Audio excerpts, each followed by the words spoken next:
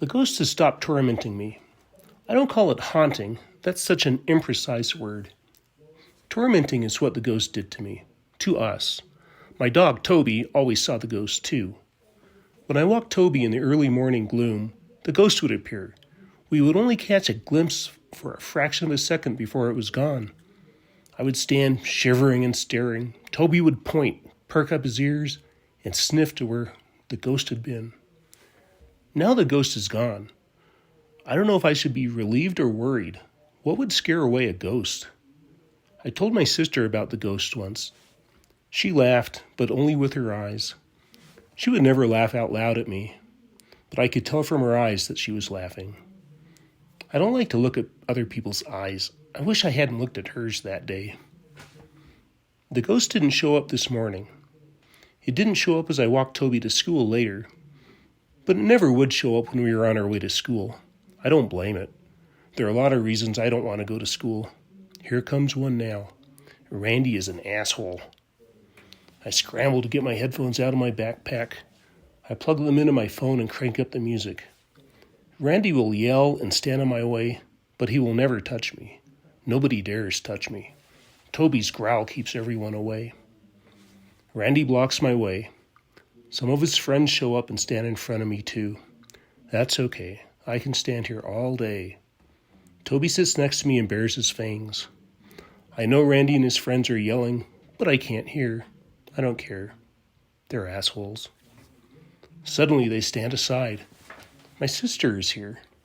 She taps me on the shoulder. She knows better than to leave her hand on me. A tap is enough. Toby stands up, shakes, and walks next to me as we enter the school. Once inside, my sister turns right. Toby and I turn left. I take my seat in the classroom, and Toby sits by my side. The teacher waves to get my attention and pantomimes taking off headphones. I'm not allowed to wear my headphones in class. Turn off my phone and stuff the headphones into my backpack.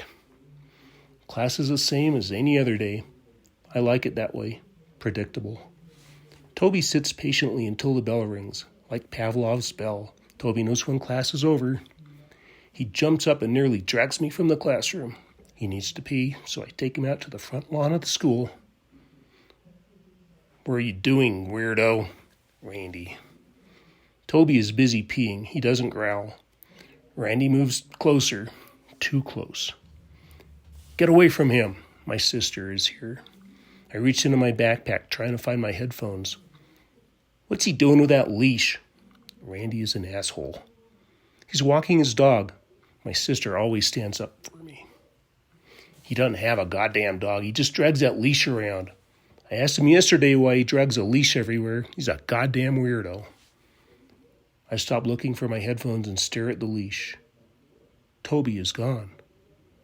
The dirty leash lays empty on the grass. I sit down and begin to rock back and forth. Toby is gone. Toby is gone. My sister wraps her arms around me. The touch is too much and I begin to scream. I can't scream loud enough. Now I know what can scare away a ghost. Reality.